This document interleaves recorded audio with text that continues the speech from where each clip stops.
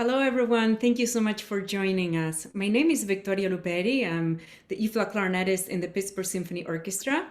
With me are my friends Ivan Petruzziello, who plays E-flat clarinet in the 4/4 Symphony Orchestra, and our dear composer Till Meyn, who wrote a beautiful piece for us for two E-flat clarinets and string quartet. So we're here to talk a little bit about the creative process, our background, our relationship, how this commission came about, the sources of inspiration, our artistic choices. So we are very excited to tell you a little bit more about our project. Now, the work is titled Canzoni di Fiori, and these are basically songs based on flowers, or movements of work based on different flowers from around the world. It was written in response to a call from proposals from the ICA's Clarinet Fest in Fort Worth, the theme there was Flowers Without Borders. Now, would you like to talk a little bit about our background, Ivan, and how we all met each other? Sure. So we met basically in Fort Worth because I joined the Fort Worth Symphony in 2014, where Victoria was the principal clarinet. And we got to know each one of us in our own way. Till I got to know Till at TCU, and Victoria, how did you I actually met Till about 20 years ago when I was studying at the University of Southern California. Till was my theory teacher there. So we had previously asked Till to write music for us. So we previously premiered and performed clarinet quartet. So we premiered that in Assisi in Italy, have played it, in multiple places. So we were already familiar with Till's music. We were super drawn to it because of its trademark lyricism and complexity and imagination. It's music that is, for us, really fun to play, and also we believe fun to listen to.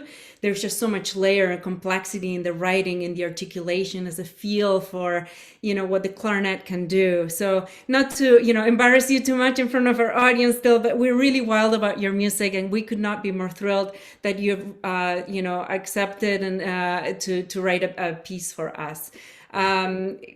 There's so much to talk about, and we only have about 15-20 minutes. But before we get started, we just want to remind you all, or tell you all, about our premiere, which will happen coincidentally the same weekend as this ICA New Music Festival. That would be October 16th, 17th, and 18th in 3 locations across the Metroplex. So we'll have a concert in Mount Vernon, a concert in Farmers Branch, and finally a concert in Fort Worth. Which is of special significance to us all because we have all collaborated in Texas before, and this is where Till is from. We're really happy to showcase his music. Now, Till, I would love for you to talk a little bit about this work and some of your ideas behind this piece. Well, thank you both so much, and I just want to say that collaborating with you has been such a special fun time that we've had together. I'm just so glad that we had the chance to collaborate and that you asked me to write this piece. So what made this really fun, there were a lot of things that made this collaboration fun, but it was that we already knew each other well. And so we were able to communicate very easily about the sorts of things that you wanted. And I was able to ask you questions about your instruments.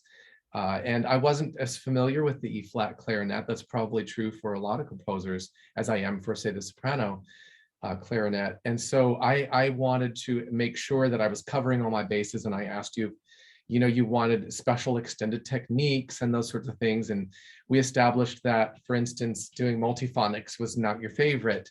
So we didn't do that, but there are lots of other fun things that we did. What were you going to say, Ivan? Thank you for not doing it. I'm not so fond of multiphonics. Well, and that's the beauty of having a collaboration composer with musicians, because we can work on just the things that you like. So if you like, we can just get right into the piece. Absolutely. Show you a few things about it. So I'll just say first, just the overall structure is we decided that because of Flowers Without Borders, it was kind of a perfect theme to create smaller, short movements. So there are 9 movements, and most of them are what I call flower movements, and they represent flowers from different countries or states where we've either each lived or where we've all lived. For instance, the last movement is the Texas movement, where we've all lived before. And then there's the prelude and interlude and finale that use themes that I created out of your names. So there's the letters in Victoria Luperi, and then the letters in the name Ivan Petruzziello. And so you'll hear in the first movement, the prelude, those 2 themes played in a very slow, long notes as a kind of an exposition of your personal themes. And so let's listen to a little bit of the first movement, which is the prelude movement.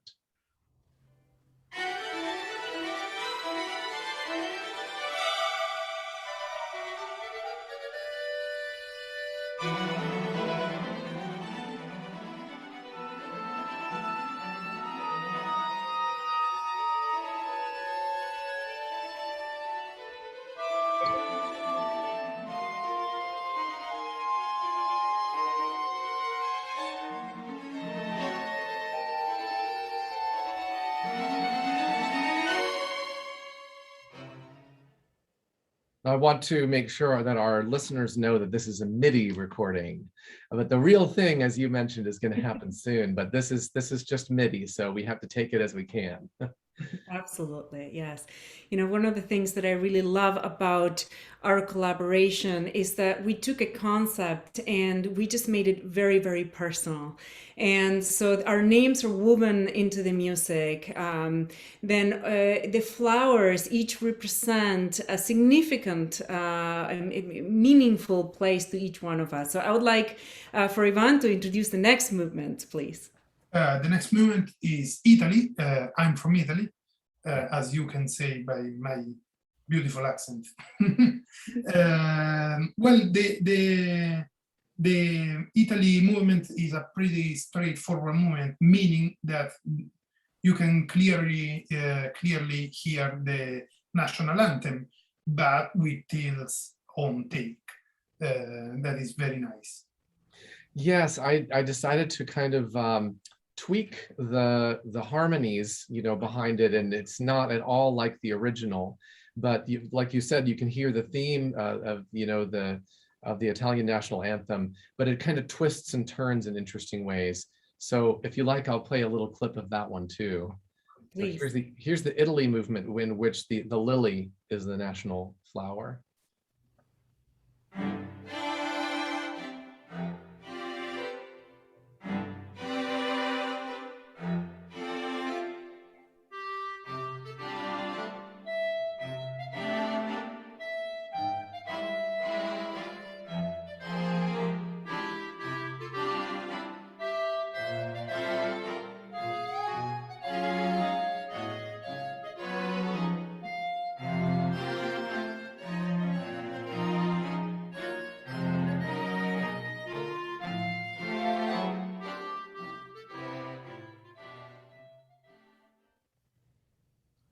So yeah, you heard the theme, and it kind of just twists around a little bit.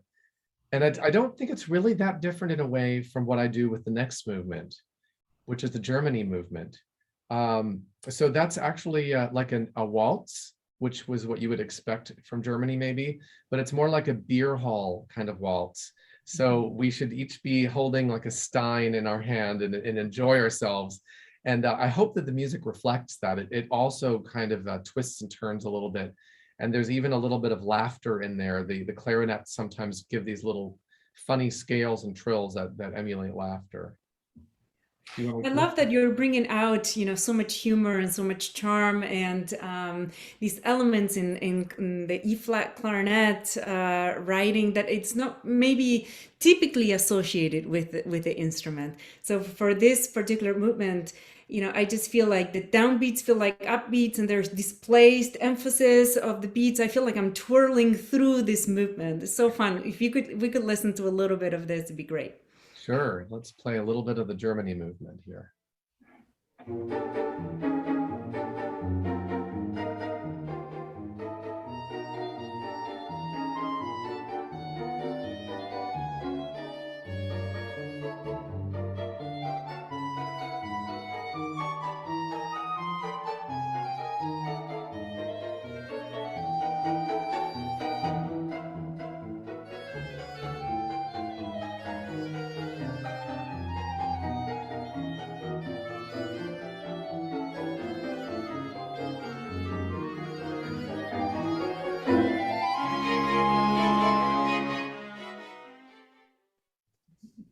hear that kind of waltzing around. You have to really swing your mug.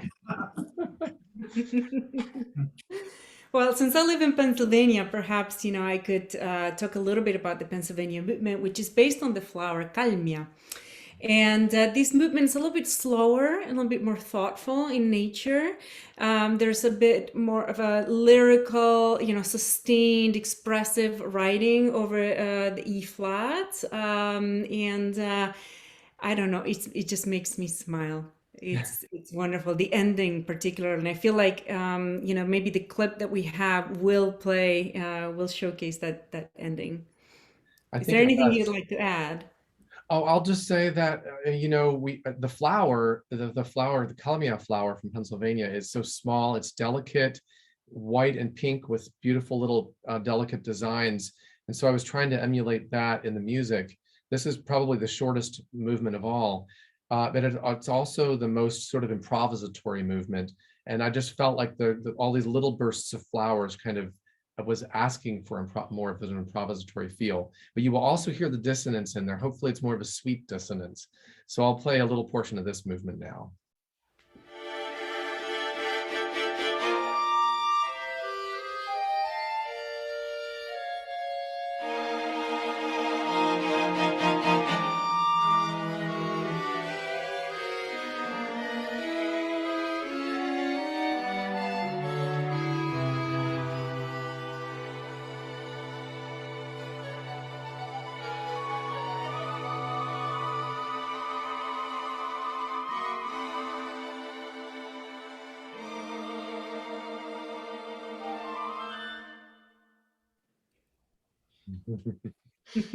Beautiful.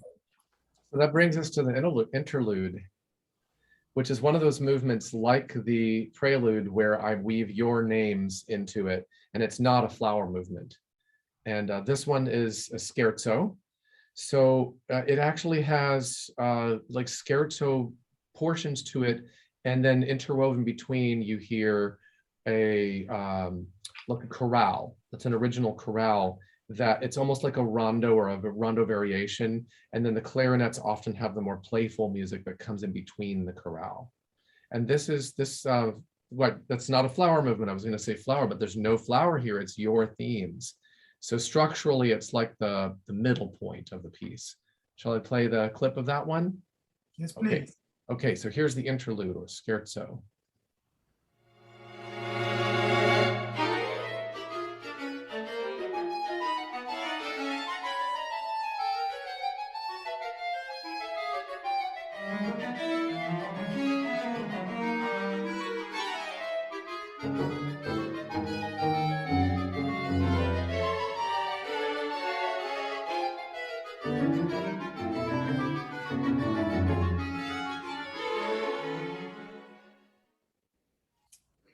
I feel like this movement is going to keep us on our toes. And so is the next movement. Ivan, would you care to introduce the next movement, California? Well, California is the movement that is for the two E-flat clarinets without the quartet, the string quartet. We actually already premiered this piece, this movement, doing it on a Zoom call. I mean, we put together the two videos, and it's a very interesting movement. It's a lot of fun to play. Yeah, so this one, thank you. This one is, as you mentioned, without the strings. So it's the one movement where you both get to play, but there are no strings there. And I'm not sure why, but this movement to me, even though it's California and it's the California poppy as the flower, I just had like a Scottish jig in mind. And so you hear this Scottish music, or maybe it's a reel, keeps coming in. That's really what the whole point of this movement is. And maybe it's my middle name is MacIver, so maybe that's why the Scot was rising up in me, even though I'm also Californian. So I'll play you a portion of the MIDI version of this duet here, the California movement.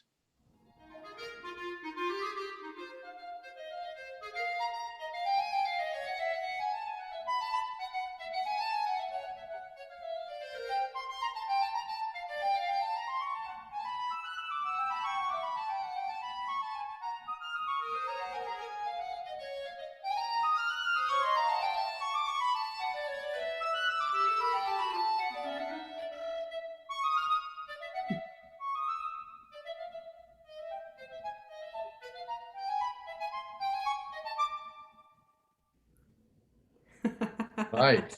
This Playing music against each other. makes me smile. It's just Oh, absolutely delightful. I feel like I should introduce the next movement. I am originally from Argentina, and this movement is based on the national flower of Argentina, the ceibo. Now, this music has some element of tango, and it feels very authentic. And this is one of my favorite movements because, Till, the way you're writing here for the two E flats, which are basically set on octaves, it really is a very striking and surprising effect. I feel like the two clarinets sound like a bandoneon. So it feels, just fabulous, just thrilling. If we could play a little bit of this music, it'd be great. of course. I'll play it and then I'm going to say a little something about it too. So here's a portion of the Argentina movement.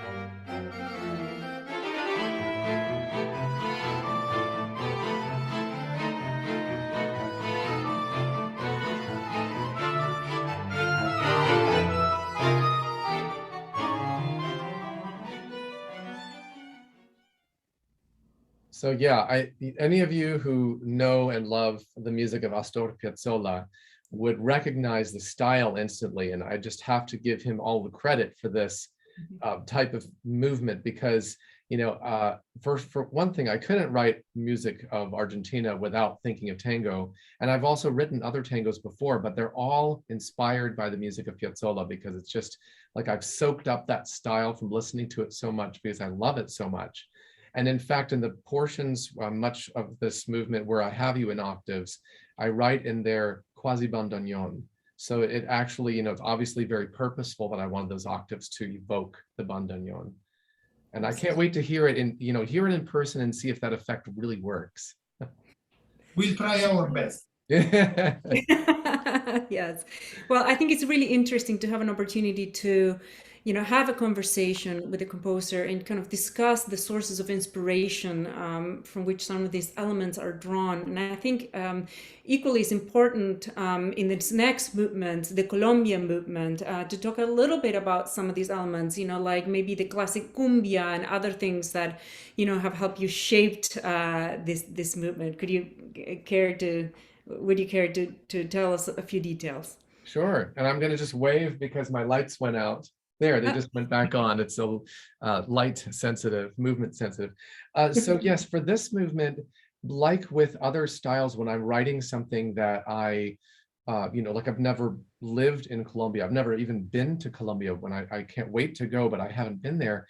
And so I explored the music of Colombia through, watching videos and looking at scores. And I especially was listening to cumbia. And then there were other popular types of music I listened to from Colombia as well, but that was the main one. And it was that just really fun, danceable type of music that I was listening to. And I also have two of the string players using, they're using shakers. So it's the one movement where they do something other than just play the strings. And then the cello has this kind of offbeat bass line that comes in as well. But primarily it's the dance that I'm going for. So shall I play a little bit? Beautifully. Ivan, if you could talk about, why Colombia is particularly meaningful to us, but particular to you. Yeah, well, I lived many years in Colombia where I performed as a clarinet player in several orchestras, and my wife is Colombian. So, I came to United States from Colombia. I was living in Colombia before coming to the United States. So Colombia is, after Italy, is my second or third, I don't know anymore, place. The music is really beautiful. You deliver it very, very beautifully. There is a lot of folk tunes inside, and would you have to put the MIDI? It's very nice to hear. Thank you. I'll play a little clip of this one as well. This is the Colombia movement.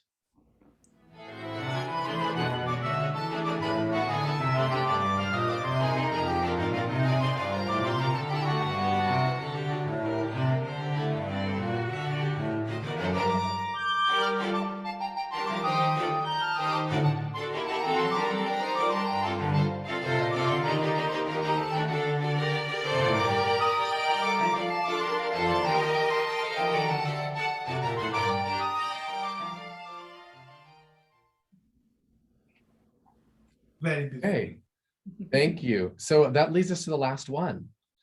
And the last movement is the one that brings us all together because we all have been to Texas and we were all in Texas at the same time, living in Texas at the same time. And the blue bonnet is the flower of Texas, the state flower. So it's lupinus, and that's the name of the flower. And this is also a unique movement compositionally because it is a flower movement, but it's also like the prelude and the interlude, it has your themes woven into it. So it's like, I think you've described it as a hoedown. Yes. Oh, yeah. So yeah, it's like a Texas hoedown. It starts off with this country fiddle kind of sound, and the strings get to play the country fiddle style, and then eventually the clarinets get to play that as well. But again, it has your names woven in too. So You can definitely hear Texas in here. I hope it comes across. I'll play yeah, a clip of that. Here's the last movement from the finale, Texas.